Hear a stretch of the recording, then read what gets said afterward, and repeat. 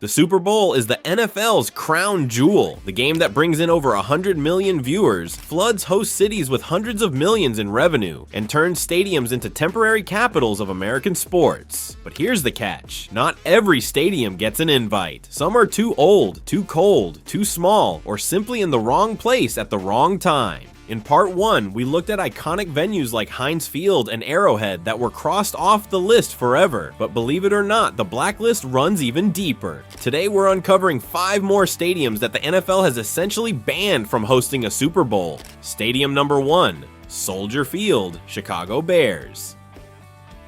Soldier Field is the oldest stadium in the NFL and in some ways, the most historic. It's hosted everything from championship games to concerts, political rallies, and even a Pope's visit. It bleeds tradition. But when it comes to the Super Bowl, Soldier Field has never even been considered, and here's why. For starters, it's tiny by NFL standards. After its early 2000s renovation, capacity dropped to just over 61,000 seats, the smallest in the league. The NFL requires at least 70,000 for a Super Bowl, and Soldier Field falls well short. Then there's the weather. February in Chicago isn't just cold, it's brutal. Sub-zero wind chills off Lake Michigan, snowstorms that can hit overnight, and winds that make field goals an adventure. The NFL already gambled with one cold weather Super Bowl at MetLife in 2014, and while they pulled it off, it was clear they had no appetite for a repeat in a city like Chicago. Finally, the infrastructure just doesn't compare. Chicago is a world-class city with the hotels, convention space, and airports to handle a Super Bowl, but Soldier Field itself, it's outdated, undersized, and a logistical nightmare for the NFL's billion-dollar spectacle.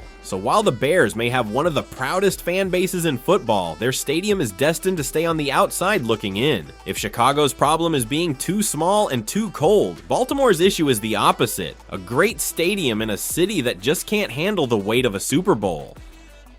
Stadium number 2, M&T Bank Stadium, Baltimore Ravens. On the surface, M&T Bank Stadium looks like it should be in the conversation.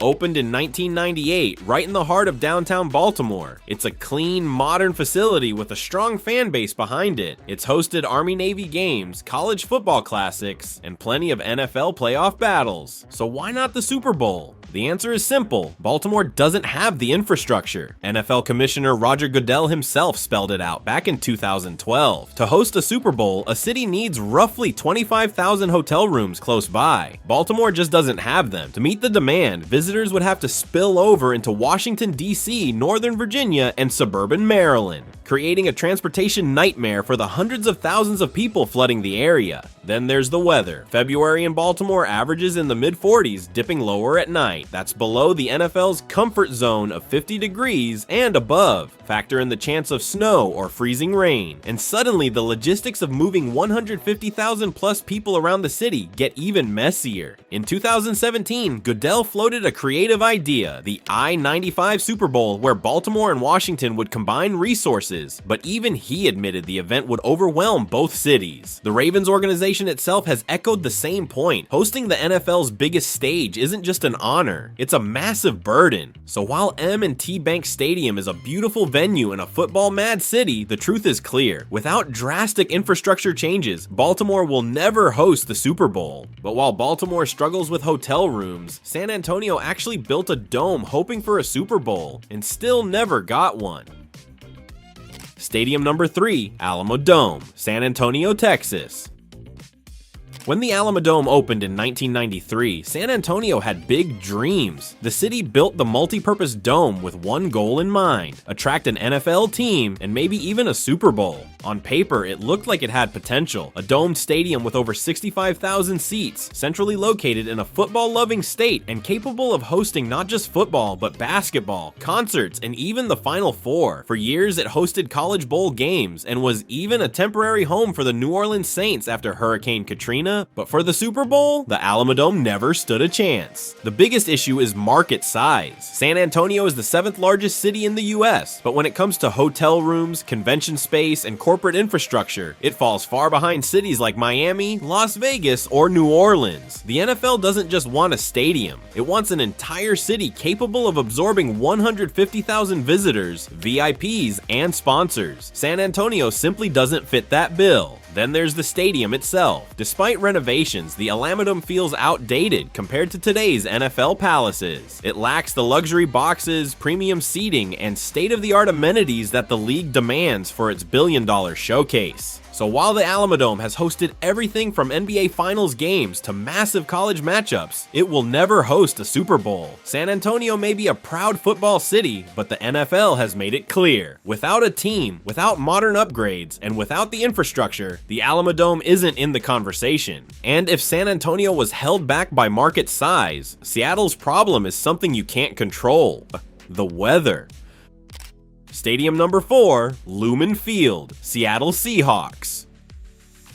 Lumen Field is one of the loudest stadiums on Earth. It even holds the Guinness World Record at 142.2 decibels, louder than a jet engine. Seahawks fans have turned it into a fortress, and the stadium itself checks almost every box the NFL looks for. It has over 68,000 seats, expandable to 72,000, and Seattle has more than enough hotel rooms to handle the Super Bowl crowd. So why is it banned? 2 words: Pacific Northwest weather. Seattle is famous for its rain, and February is one of the wettest months of the year. Imagine trying to put on a flawless halftime show or set up massive outdoor fan events when it's pouring non-stop. The NFL doesn't want to gamble with muddy concerts or flooded tailgates. And while Seattle has improved its convention centers and infrastructure, insiders admit it just doesn't pencil out. In plain English, too many headaches, not enough upside. Seattle remains one of the largest US cities to never host a Super Bowl, and unless someone builds a dome stadium, it will likely stay that way. If Seattle's downfall is rain, Philadelphia's problem is even simpler: the lack of a roof.